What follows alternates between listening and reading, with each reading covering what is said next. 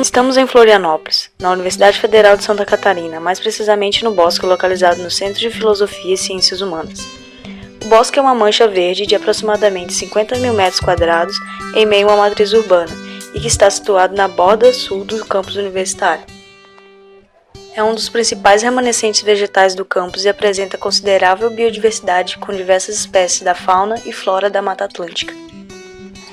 Além de ser uma das poucas áreas de convivência no campus Trindade, é um lugar para descanso, lazer e extensão da comunidade universitária e em torno da UFSC. O bosque conta desde 2014 com um projeto de recuperação ambiental de iniciativa estudantil viabilizado pela Coordenadoria de Gestão Ambiental, CGA da UFSC, em parceria com a Comissão de Revitalização do Bosque e o Núcleo de Estudos em Permacultura, o NEPERMA. A proposta é revitalizar o espaço para que todas as pessoas possam aproveitá-lo da melhor maneira possível. Dentro do projeto de recuperação são utilizadas técnicas e princípios de permacultura e sistemas agroflorestais para o manejo da área. Enfim, a ideia do projeto, ela começa considerando as espécies que naturalmente iriam aparecer durante a sucessão ecológica. Então a gente começa semeando as espécies de placenta, nós chamamos de placenta as espécies pioneiras, que não são arbóreas. A gente escolhe algumas nativas, mas a gente também coloca algumas que são exóticas, justamente para ajudar nesse processo de descompactação do solo. As espécies que a gente utiliza é o feijão mucuna, o feijão de porco, o feijão gandu, o margaridão e a ervilhaca. Essas espécies elas têm a função de facilitar a colonização de outras espécies, além de fornecer futuramente a própria matéria orgânica, que a gente vai utilizar quando for colocar as espécies arbóreas. Então, no primeiro momento são colocadas essas espécies e a gente faz uma espécie de círculo, com essas espécies de placenta, e no meio a gente coloca uma espécie arbórea pioneira ou uma secundária. A espécie pioneira que a gente usa bastante, a gente prioriza as nativas, como o pau-formiga, que é uma espécie que ela é nativa, ela se adaptou muito bem aqui no bosque, Mesmo o solo não estando em condições muito boas, essa espécie consegue crescer muito bem aqui no bosque. Mas o que é sucessão e estratificação? Podemos dizer que sucessão é um processo gradual de mudanças na estrutura e composição de um ecossistema, de acordo com a necessidade de luz solar, incluindo mudanças físicas de uma vegetação, que pode ir de placenta até alcançar sua fase de clímax. As placentas são as que iniciam a sucessão. Têm a função de preparar o solo. São plantas de crescimento rápido e em meses atingem seu ápice, como por exemplo o feijão guandu e a mucuna. As pioneiras são árvores de crescimento rápido com necessidade de bastante sol, atingindo seu ápice entre 1 a 3 anos, como por exemplo o pau-formiga, a bananeira e o mamoeiro.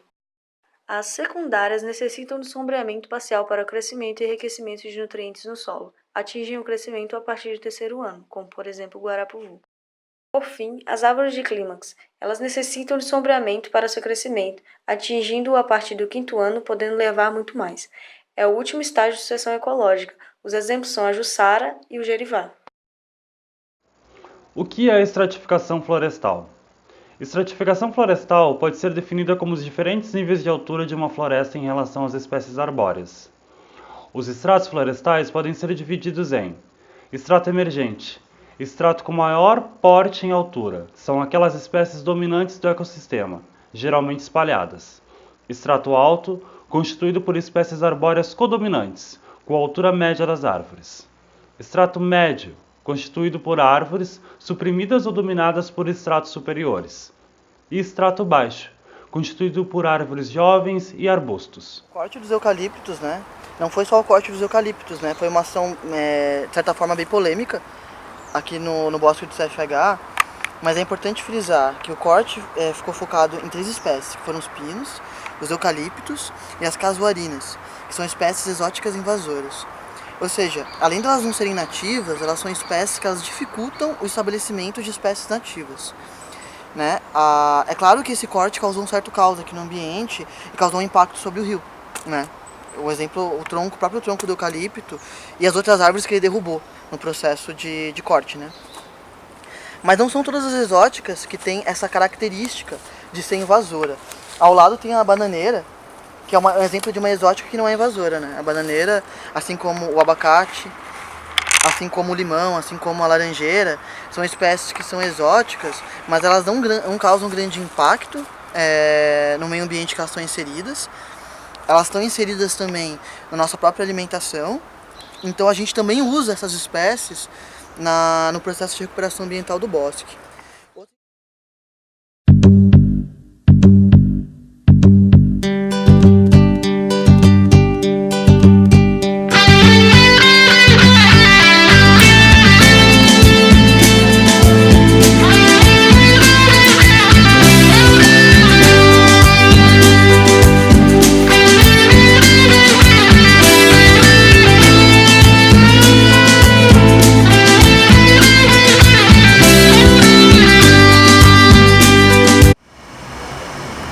Nesse espaço aqui a gente está tentando evitar a erosão do solo e utilizando esse acúmulo de matéria orgânica para trazer nutrientes para o solo.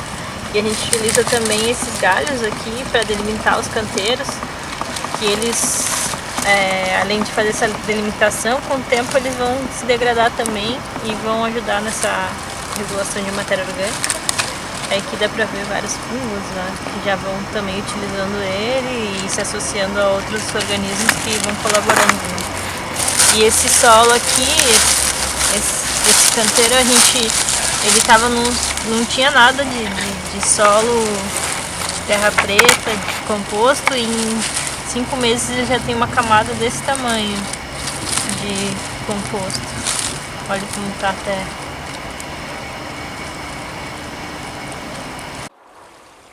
O bosque da UFSC é considerada uma APP, Área de Preservação Permanente.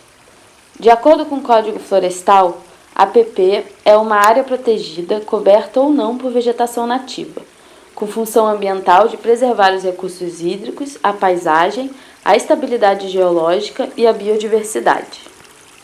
A formação vegetal das margens de rios e lagos é chamada de mata ciliar. O nome vem do fato de serem importantes para a preservação dos corpos d'água.